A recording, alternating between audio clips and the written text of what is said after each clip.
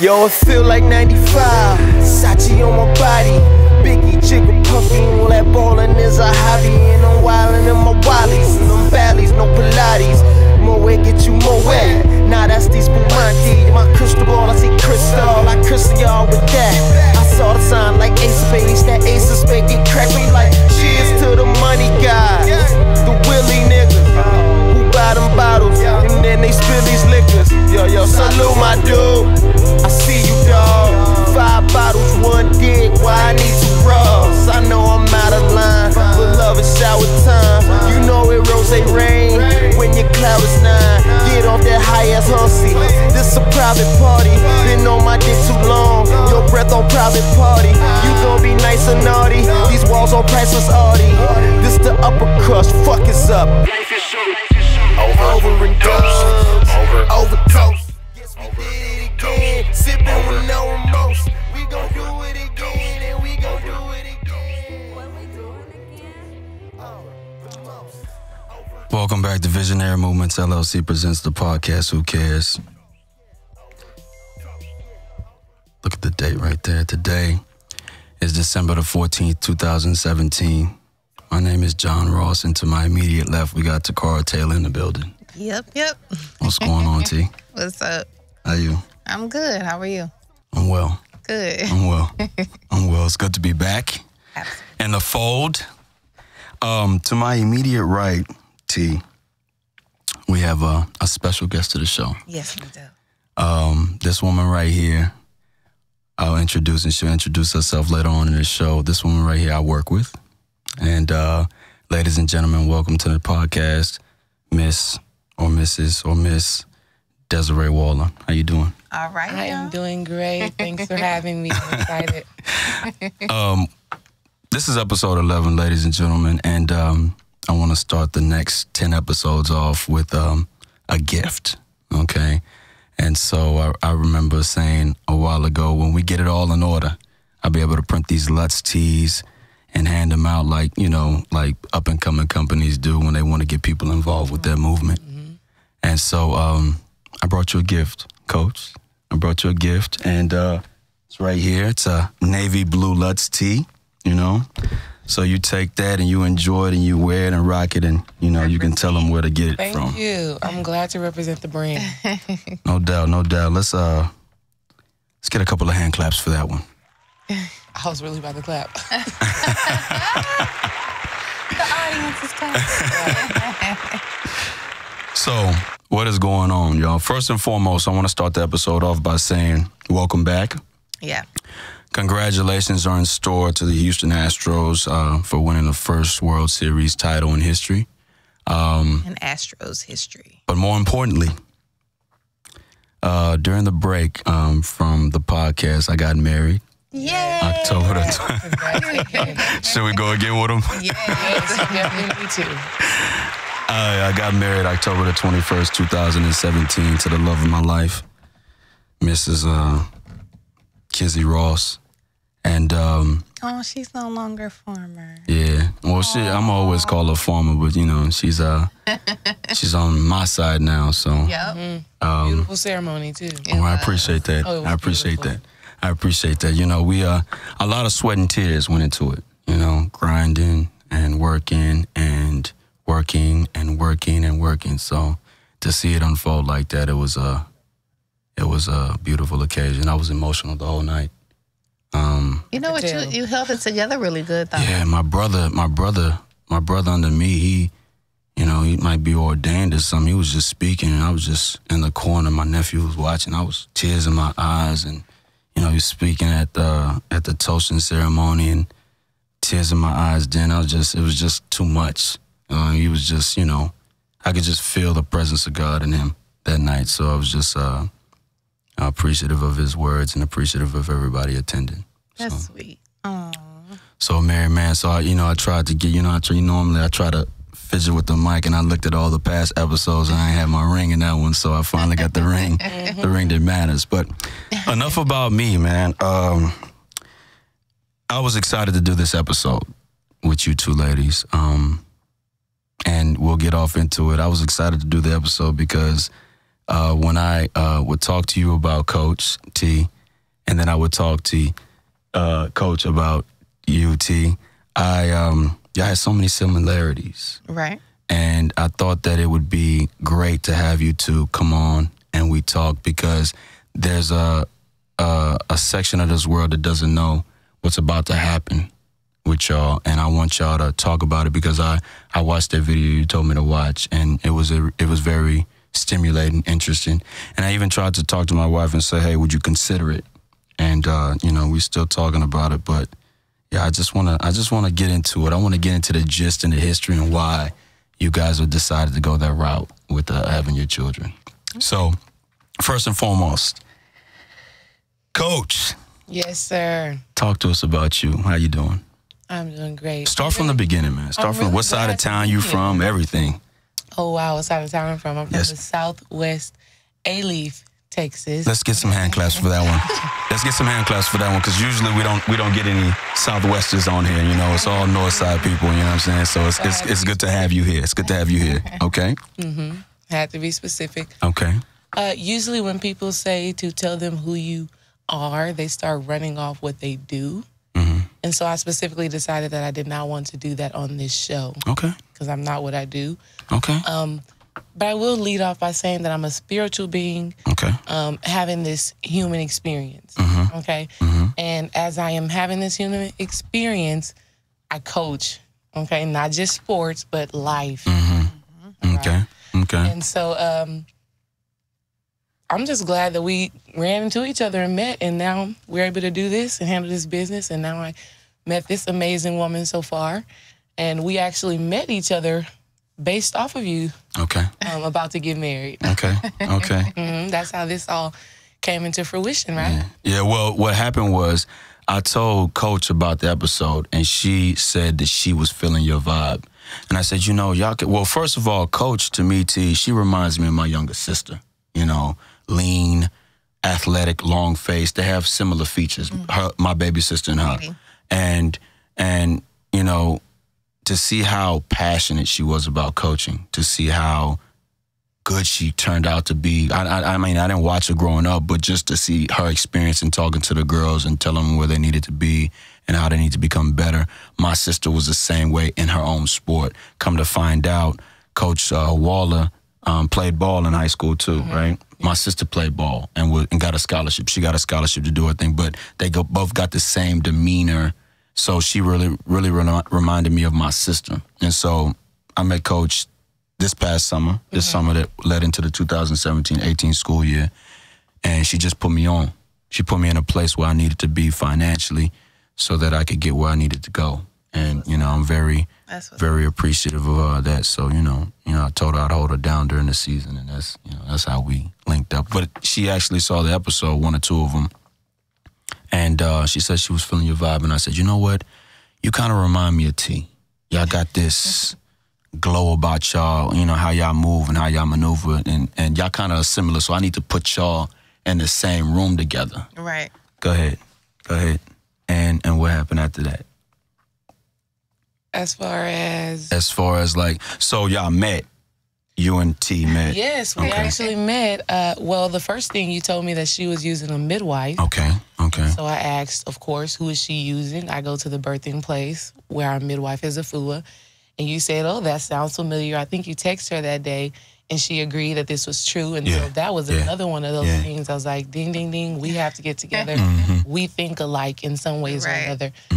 So, yeah, and then I also think I saw another podcast that you guys did where I think it was your birthday coming up or something like that. And my birthday was coming up, or her had just passed or something like that. And I was like, oh, we're both Libras too. So I'm pregnant, we're going to a FUA, we're both Libras, and we kind of have the same viewpoints on life, you know, on life in general. So, and now we're here.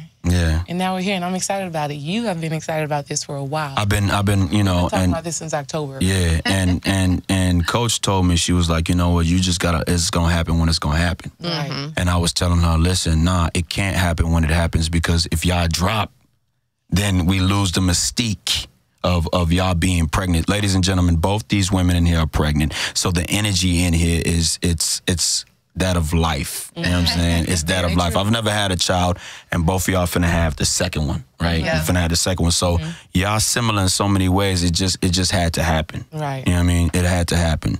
But so talk to me about this whole process, because Coach, you said before that you had a child by a midwife before. Why did you decide to go that route?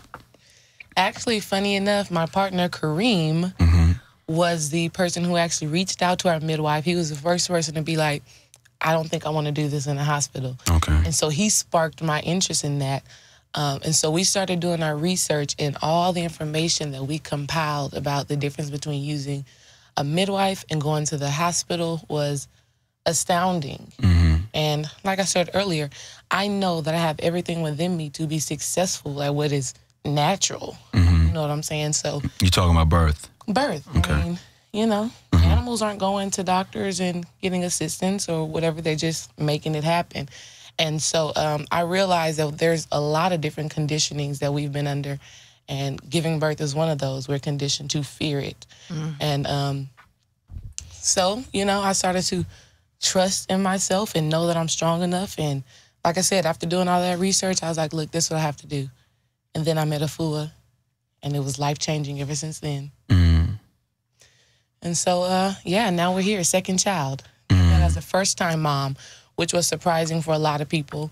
But, hey, it happened. We were successful, the best experience of my life, the most spiritually involved experience of my life. Like the room, as it was happening, was, you can just feel the energy, like you said, of life. And so I couldn't see myself doing it any other way.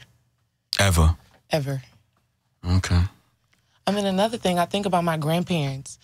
My great-grandmother literally had my grandmother under a tree in the country. You know? And it was just fine. It was just fine. And she actually has 13 children. I don't know if all 13 were born at home.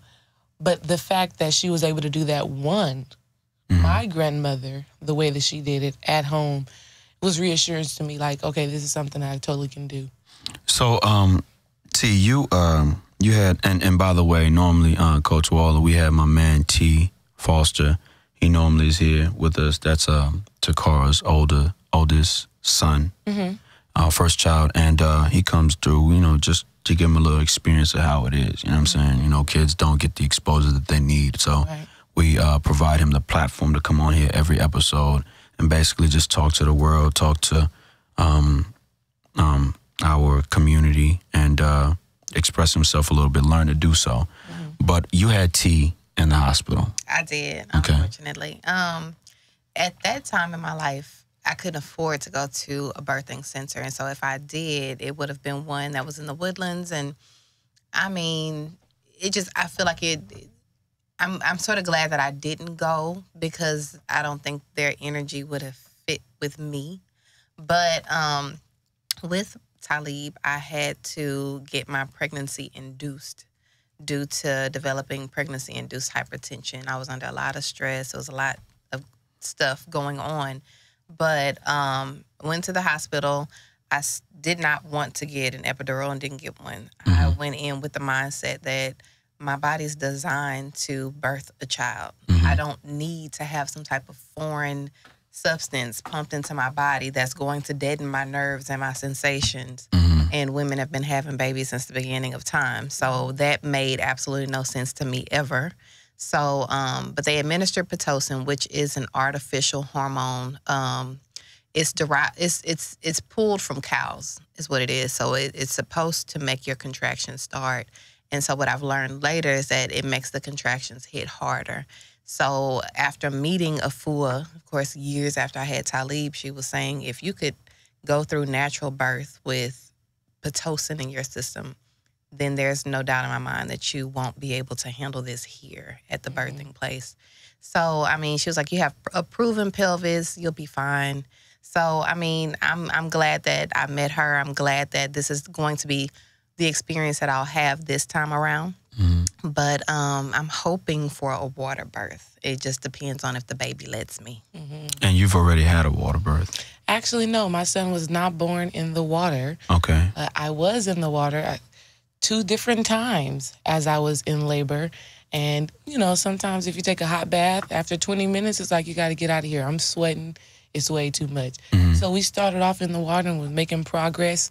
And then it got to a point where, like, okay, I'm overheated. I actually had my son on a king-size bed in a bedroom like you would see on a movie or something like that. Okay.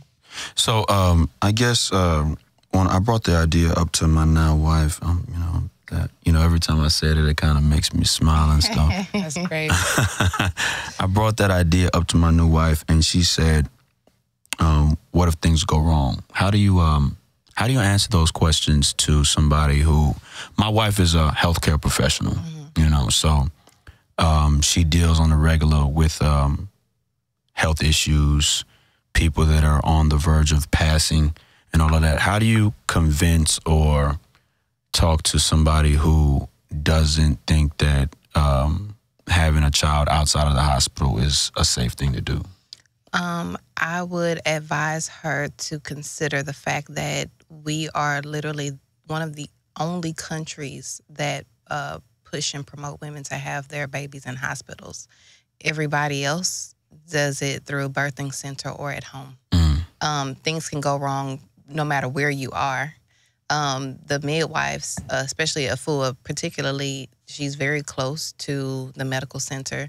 So I'm pretty sure she's had situations where something has gone wrong and she's had to transport a mom to the hospital, and that mom was able to deliver. It's not uncommon for things to go wrong. Anything can happen. But in that situation, they're trained properly. In the hospital, things can go wrong and there could be a huge demise. And I actually know a couple of people where there has been demises, either to the fetus, the fetus, past the stage of fetus, but to the baby or the mom. Like, I knew a mom that went into the hospital. She was perfectly fine. Due to some type of infection, some type of bacteria she came in contact with in the hospital. While she was getting a cesarean, she ended up getting a, what is it? It'll come to you. The skin-eating bacteria. Staph infection? Staph infection in that womb where they cut her. So that ended up being a bigger issue. There was another mom who, the thing is, when you're having your baby in the hospital, they're going to force you to have the baby on your back, which is a very unnatural position. This will be graphic, so if you have children around. Come on. Come on. But then again, it's okay. It's totally natural. Right. So your vaginal canal, of course, is up front of your body. And so your vaginal canal comes up this way. If you're laying on your back, then you're laying on that as well. So your baby's moving against gravity. So if you're laying on your back, that's what it is. Hospitals will not allow you to move any place, or you can't get around. You can't turn over on all fours, which is a natural position to be in when giving birth. You can't squat. Most hospitals will let you labor in water if they give you the option to do a water birth, but they won't let you have the baby there. You have to get out and still lay on the bed. So in that situation, when you're in an unnatural position, your skin down there can't stretch the way it needs to. Your pelvis can't move out the way it needs to. And a lot of doctors, all doctors are working on a time clock because it's about money. We need your bed. We have another mom that's going to be coming in. We need this money. So they're going to do whatever they need to do to get the baby out. Use forceps, use the vacuum, which can cause brain damage, can cause deformities, can cause asymmetrical face deformities, where you will see some people that have a warped face. It could be because they were pulled out through forceps from the vaginal canal. That's painful for the mom. It's uncomfortable. Even if she has an epidural, she can still feel something's pulling on her. So it's just an unnatural thing to do. And honestly, having a baby in the hospital is more of a money-driven thing. They don't... Of course. I'm sure all the healthcare providers love the babies and they love bringing forth life, but more than anything, it's about money. It's all it is. So it's... I'm going to opt out of the hospital situation in the future as well. And I'll add on to all of that. So, Go ahead. More specifically for the African-American woman, the maternal death rate is through the roof. Like in the hospital. 3 times more than that of any other race of woman. That's a big deal. Okay? Also, like she just said, it's about money. So a mom and the baby may be perfectly healthy. They shoot you up with some Pitocin, then they give you an epidural. Those 2 medicines don't even work well together. Okay, so now you have a baby whose heart rate is high or low. Now they need a C-section. Okay, the C-section rate now is probably 50% compared to vaginal births. Okay, so I specifically chose a midwife because my midwife chooses to go with what works for me. Okay. Okay, we go with the natural flow of things. We let nature have its way. You go to a hospital, it's this. You can come into a hospital with the birthing plan. This is what I would like to happen. Right. And the doctor's going to say, well, this is what we are going to have happen. You know what I'm saying? There is no choice. There is no choice. And then, of course, I understand if you're in the hospital and the doctor comes and tells you your baby's heart rate is dropping. Okay? As a mom, because in your pregnant state, you're already a mom. You're already caring. You're already having feelings for this baby that you've held in your womb for so long. So you're like, whatever the doctor says, I'm going to go with because I care about my child. I care about my baby. So they put you in vulnerable states. They put you in a place to where you are not in any form of control. Okay, you don't control anything in the situation. You may be perfectly fine. But if they tell you something different in that setting, you're going to follow whatever they're telling you. Yeah. Is it because you're drugged or is it because you just don't have the Because energy of to... white coat syndrome, you tend to listen to the doctors because they're a doctor. I like that. Okay. I like that. That's a good one. It's what it is. I mean, it's not necessary. I mean, there are a lot of things in hospitals that are unnecessary, even from the stuff that they put on the baby's eyes. It's not something that... Okay, we both had to get our GBS or something like that, get tested for. Yo, don't hold back, man. Talk about it, man. Talk about it. Talk about it, man. Okay, Talk about it. Ladies and gentlemen, man, we got kids being born, man. For real. The unnatural way, but the natural way to them, man. Y'all got to respect that, man. What's going on? It's an amazing thing. This is an amazing process. And if anybody... I brought my mom to one of our group prenatal meetings, and her seeing the diversity of women, she was mind blown. All of y'all are doing this? And was like, yeah. Wait, so Afia's doing all of them? Afua. She's doing all of them? Well, she has multiple clients. Either she calls them bellies, meaning us who are still carrying. Yeah. And then babies, women who have just had their babies. And we do group prenatals. They're all done this year, people. But next year, if you're interested, definitely come because it'll be very informative. You have an address? Just shout it out I here. can Google the birthing place. It's on Barbie Street. That's in the tray. It's in the tray. Third Ward, Texas, y'all. Third Ward, Houston, It's a Texas. historically black neighborhood. Okay. Yes. So she does monthly group prenatals, meaning people who have just had their babies up to 1 year old or women who are still pregnant who are being serviced by a FUA. We all come together and we just converse on our experiences. I brought my mom and a best friend to one when I was having my son. They couldn't believe all the women sharing their success stories, all the women sharing their stories from when they were in hospital and how it differed. Okay, they were astonished. I actually had my mom there at my birth, and she was like, it was the most amazing thing she ever seen. Okay. You know what I'm saying? So it's just all about getting that exposure. Right. People are not exposed to this, or people don't seek out information to learn more about what using a midwife is really like and how it does differ from a hospital. Now, this is a question, because you said it earlier that, and by the way, I'm going to continue to persuade my wife, but ultimately I'm going to do what she wants to do. She's carrying the baby, so I'm going to do what she wants to do. She has that power and that right.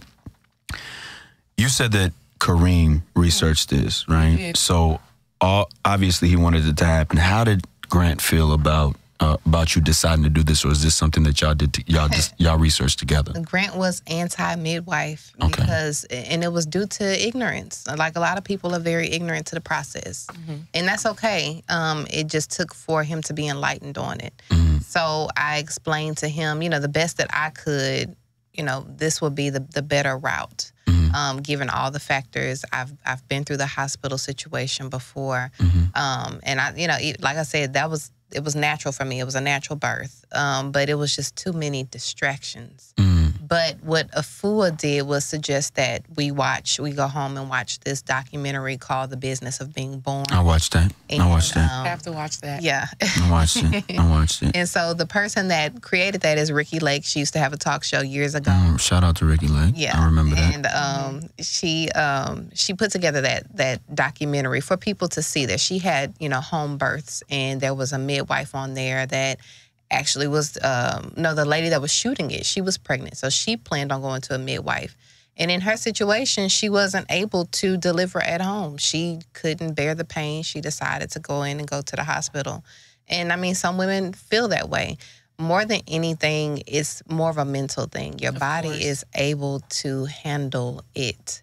Handle what? The birth? The pain. Okay. And it's not a horrible pain. It's an annoying pain is what it is.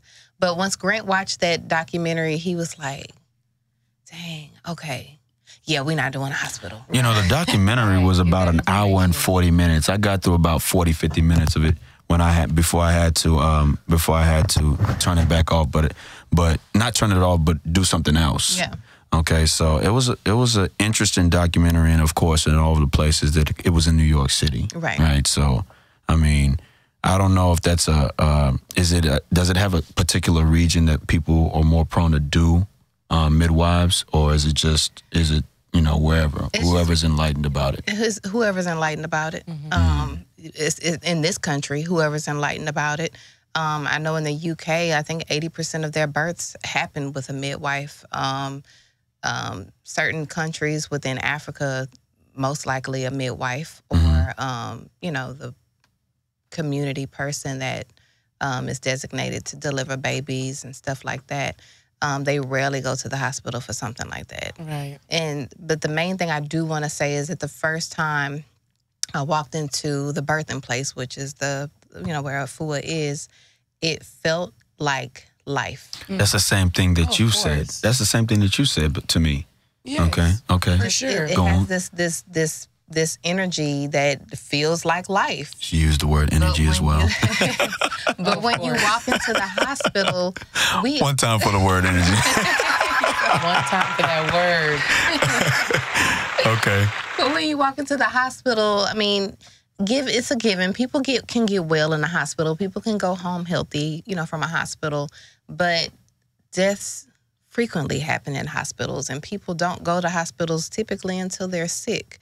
So all of that is there in that building. And so, I mean, very true. It's just not something that I want to bring my baby into. He's gonna be coming to this planet. I don't want his first environment to be something that's so full of ailments. So I'm looking forward to... It's a mental thing that you're trying to, even before it's you can... protection. Before it can, okay. Yeah, I can't smudge my baby. Yes, exactly. I want to add on to that. Not only does hospitals contain that energy, I mean, it's inevitable, okay? But the environment in itself, cold, okay, that's not natural. Who wants to be freezing cold in a lot of pain? Right. You know what I'm saying? The lighting is not conducive for birth. They say the best way to give birth is actually in darkness because you start to release melatonin. Melatonin leads to that oxytocin that helps you to love yourself enough and love your baby enough to bring this child into the world in the most beautiful way. Right. The hospital is not conducive to that, period. It's just not. So when you say energy, understand that this is real. I know that energy is real for the simple fact that when I had my first son, KJ, we were actually followed by Houston Chronicle. Okay, one time for the city. We were followed by Houston Chronicle. They did a Mother's Day article on us in 2016. Okay, it came out on Mother's Day. We were followed by a journalist and a photographer, and they stuck by us for months, all right? Nice. It was annoying, huh? Really? Okay. It was a great experience, and an important thing that they say, or energy people who believe in energy say, is that the way a child is brought into the world, their life will manifest in ways similar, okay? So they're there at my birth. Okay, so I have my mom there, I have a best friend there, I have Kareem there, I have them. And then, of course, Afua and then one of her midwife students. All of that is great. But just having their energy there, these two people who I don't really connect with like that, we're just doing business. Right. My body started to, labor was progressing pretty good. I got to 7 centimeters and we were like, okay, this is about to happen quick. Right. Then my body shut down. My body was like, okay, there's too much going on here. There's too much foreign energy. Yeah. Okay. Afua had to have everybody leave and just left me and Kareem in the room by ourselves alone. 2 hours later, they literally came in as the baby's crowning. Crowning, for people who don't know, baby's head is coming out. Okay. Okay. Okay. For the people who don't know, they weren't able to come in until that moment because of their energies. Because Right. we didn't have that relationship. We didn't have that connection. They're here to do work. They're here to handle business. This for me is about love, light. You know what I'm saying? A spiritual experience, and it's the same thing in the hospital. It's the same exact thing in the hospital. You cannot do what you need to do in the best way you need to do it if you have people who don't genuinely see. When you go to Afua, you're building relationship. Right. Okay. That's a big deal. You go to a hospital, they don't even know your name. Okay, when you get there, okay, Miss Waller. No, you're bed number 6. Okay, exactly. Get that grimy with it. You're bed number 6. Afua knows you, knows your life story, Right. knows your partner, knows exactly what you're going through. She's able to console you in a way that you will never get in a hospital. No, they don't have time for that, child. Insurance don't pay for you to be consoled. If you need that, you got to go see a therapist. What? And that's Exactly. And you want somebody in this precious moment, okay? You want somebody who, one, respects what's really going on. Okay? Okay. This is a portal. Your body is a vessel. You've been housing this. I mean, just having a baby in general is magical. And when you go to a hospital, the magic is kind of taken out of that. Not saying that parents don't love their kids, because you do no matter where you have your kid at. Okay. You know what I'm saying? Okay.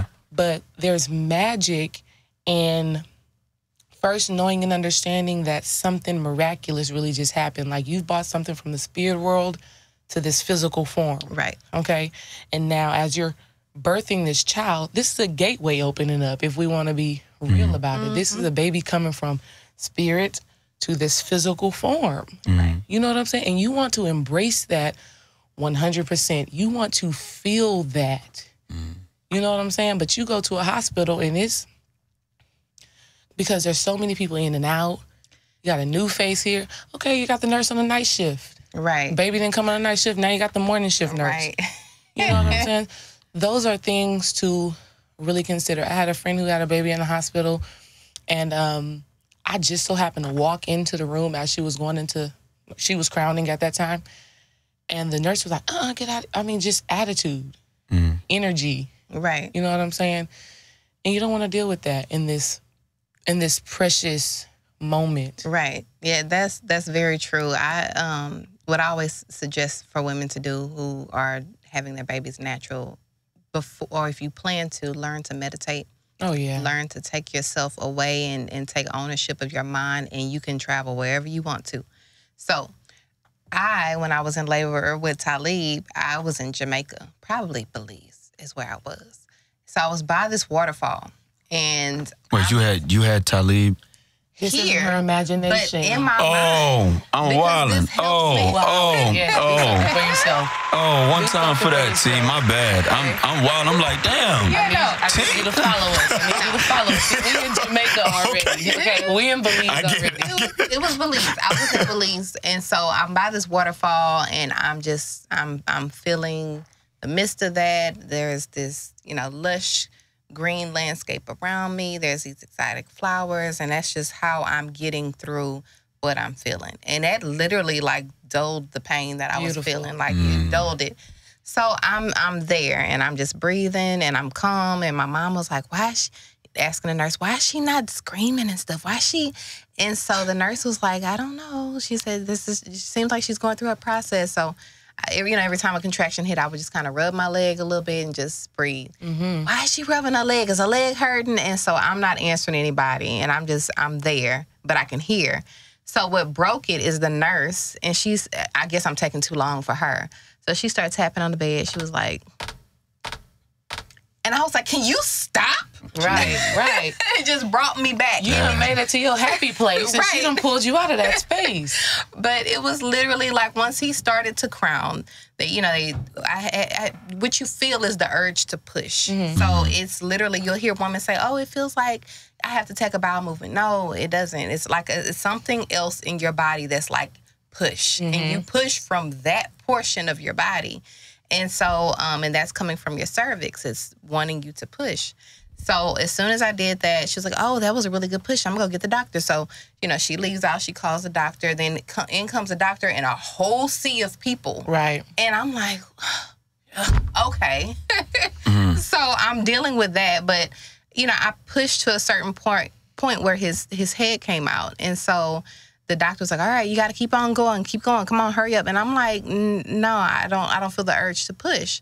So the thing is, I was fearful in a way because I was in clinicals when I was in high school. So I had gotten a chance to be in a room with women who were having their babies. And so I've seen women who were just pushing and pushing and pushing, and you run the risk of hemorrhaging and having to get an emergency C-section, or women who had an epidural, they couldn't feel it, when to push, so they pushed when the doctor told them to, and that caused them to hemorrhage, and they had to go in emergency C-section. So I was like, I don't feel the urge to push, I'm not pushing. So he starts to rub on my stomach to try to get my uterus to go ahead and contract again for me to feel that urge. So it was more of a rush thing. Right. It wasn't like just letting him flow, or he couldn't just flow out because of the position I was in, but it was literally like a hurry up and get this over with. I got other stuff to do. So, but yeah, the energies it was really bad. And he did laugh at my birthing plan. Oh, exactly. But everything you say brings something up in my mind. I handled that pain awesomely too. I wasn't doing no screaming, nothing like that. I'm breathing, relaxed.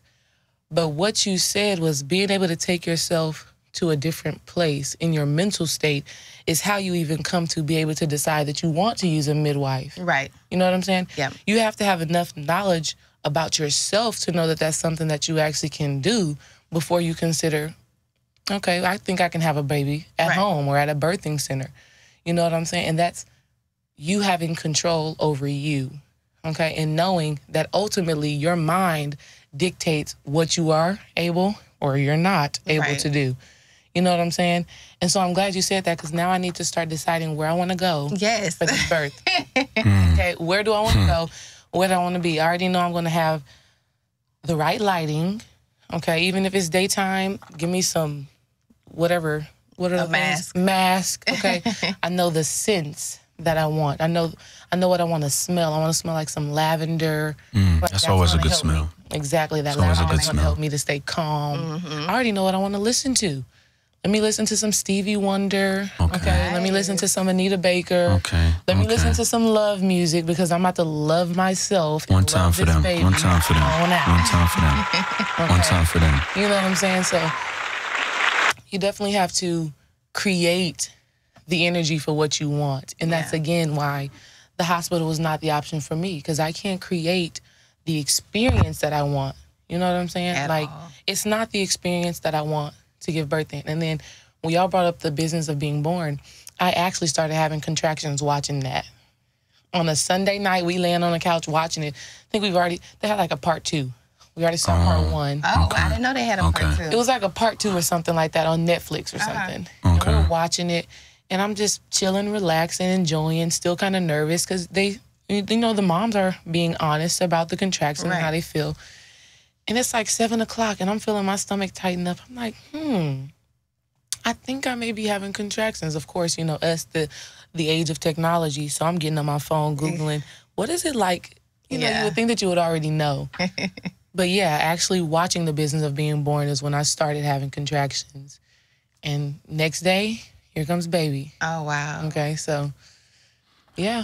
So I want to wrap the business of being born. I think that's what we'll name the episode, the business of being born.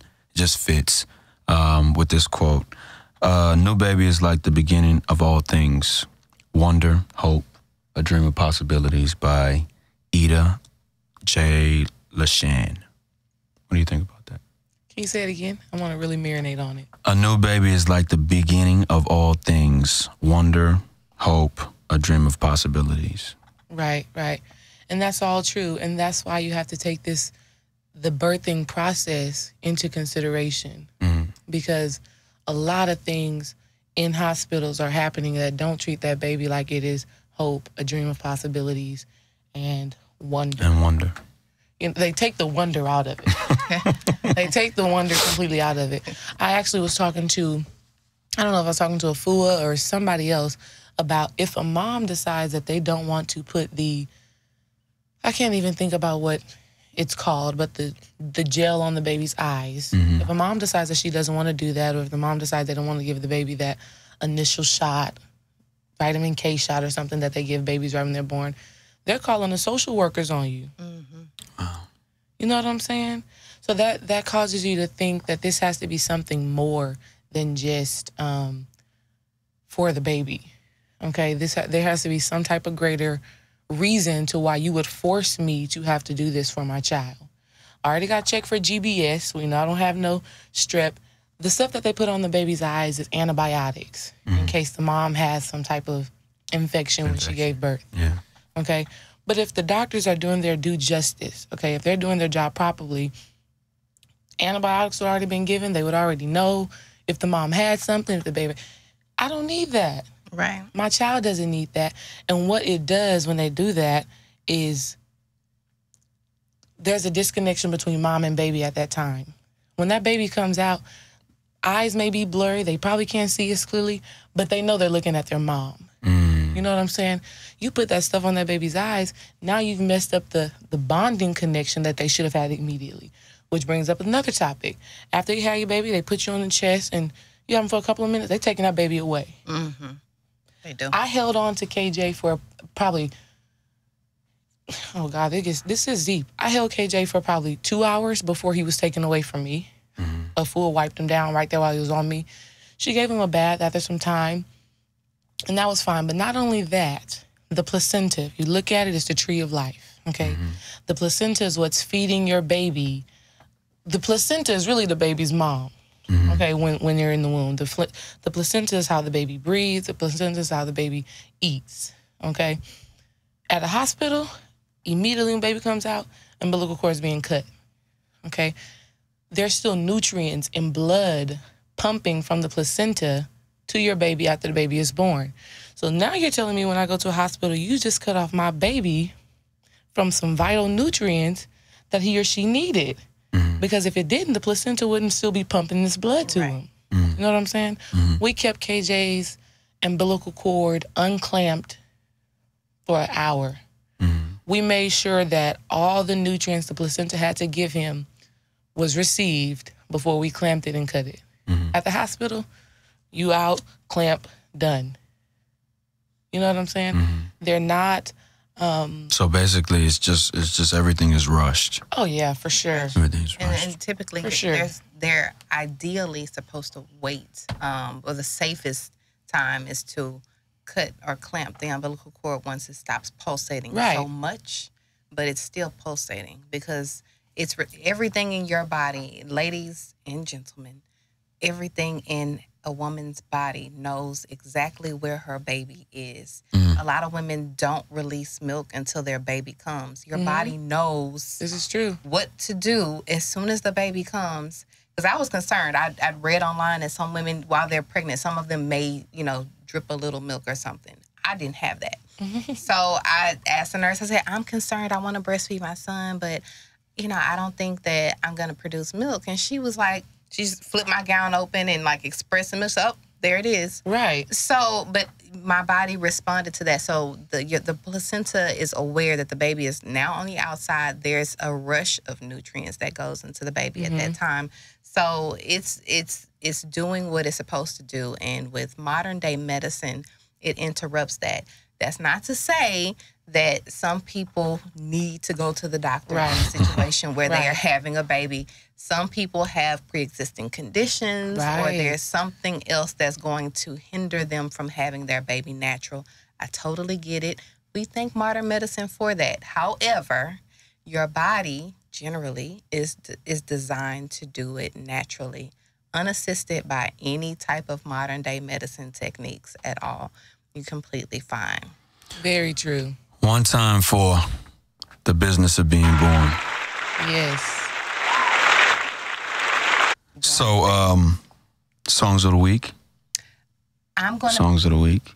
I'm going to say my it'll be one of the songs that I'll have playing when the baby's born is by Duke Ellington, and it's a sentimental mood. It's a jazz type song. It always puts me in a awesome state of mind. And then my second song is What I'm Feeling by Anthony Hamilton. The acoustic version. In lieu of how the mothers, you two, were talking about giving birth in this new, well, not new for you, but new for you, T, path in which you want your child to come, I'm going to take it from the perspective of what the child is thinking. And I'm going to go, T. Melly, you already know, I'm going to go with Nas, Fetus. And the second name of the track is Belly Button Window. And I'm going to go a little old and Houston, Texas, it snowed. And I want to, one time for the snow. Yes. One time for the snow. When was that? Last week sometime? Or yeah, it was last week. So one time for the snow. I'm going to go Boyz II Men featuring Brian McKnight, Let It Snow. I didn't know Brian McKnight was in that song. You know what? I was researching because I thought, I didn't know who it was, but it was Brian McKnight on the song. So I'm going to go Fetus and Let It Snow. Good choice. And you? I was going to bring that up. No, I was going to bring that up when you guys talked about the Astros. I'm like, are you guys not going to talk about how we had snow? Of course. Yeah. I was waiting for the right moment. Pretty miraculous end of the year. Starting from August with Hurricane Harvey. Yeah. Shout out. Yeah. Shout out to everybody recovering on that. Yeah. And then we get snow. Yeah. Like the best end of the year that we've had. Yeah. So that inspired your songs? No, no. There's one song that I've been loving right now. It's called Bird as Beauty by Stevie Wonder. Okay.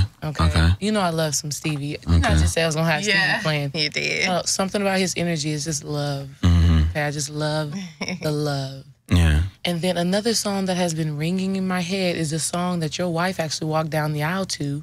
Yeah. That's, it was... Me, Jonathan Reynolds or something like that. Yeah. Beautiful. Yeah. No. She didn't walk down to that. Oh, she didn't walk down She didn't walk down to that. That's what we were washing our feet to. Okay. Yeah, I knew it was a part of the wedding, and I knew that was the first time that I heard it, and I was like, I have to go download that song, and I really did. And I really did. Beautiful song. Ladies and gentlemen, it's so, the energy in here is so real. T. Melly, you over here rubbing your stomach. I've seen you rub your stomach a couple of times in here. Mother instinct. Y'all got anything else, man? I just want everybody to I want the ladies to not be afraid of your body and capabilities that your body have. Giving birth is not a scary situation. There's always the fear of the unknown. Of course. But it's not something that your body can't do. You are designed for this. It is one of your divine roles that has been assigned to you by the universe. You better tell them. Bring forth life. Everything gives birth. Everything from nature gives birth. Everything. Like I said, man, it was a reason why I wanted to have this episode, and I couldn't wait for it, because the knowledge, the knowledge I knew from this episode was going to be serious. Coach Wall, anything else? You basically took what I was about to say, and that is to accept your divinity, period. Like, you are a divine being, specially, wonderfully created. Yes. You know what I'm saying? Yes. And you can't have fear of that. You have to accept that. And I'm telling you, when you accept that, not only are you able to birth babies, but you're able to birth businesses.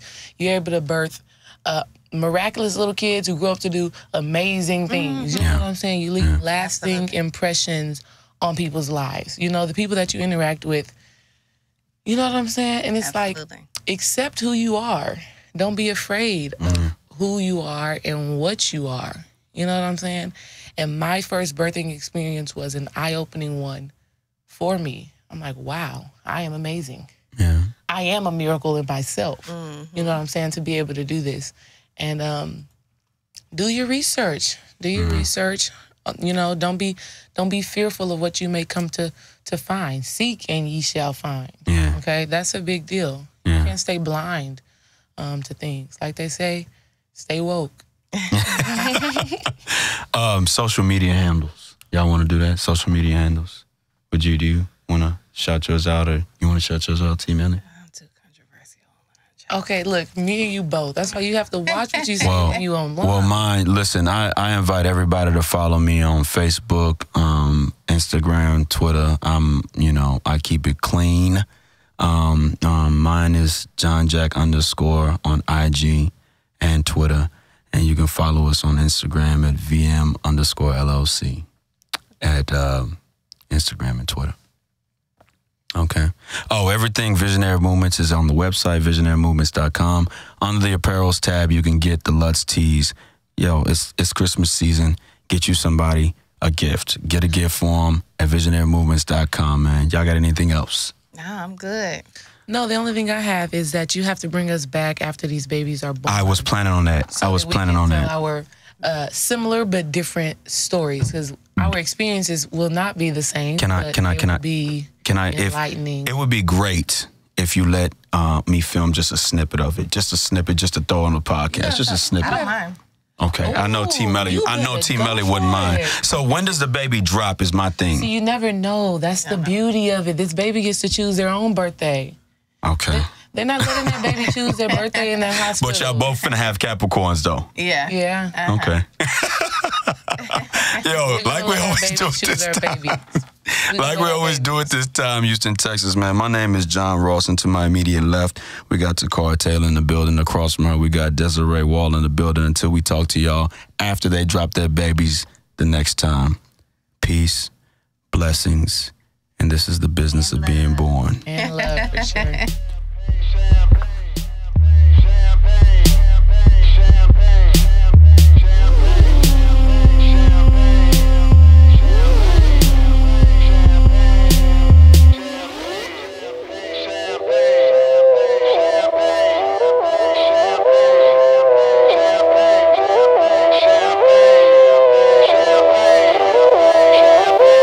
Yo, it feel like 95, S.W.A.T on my body.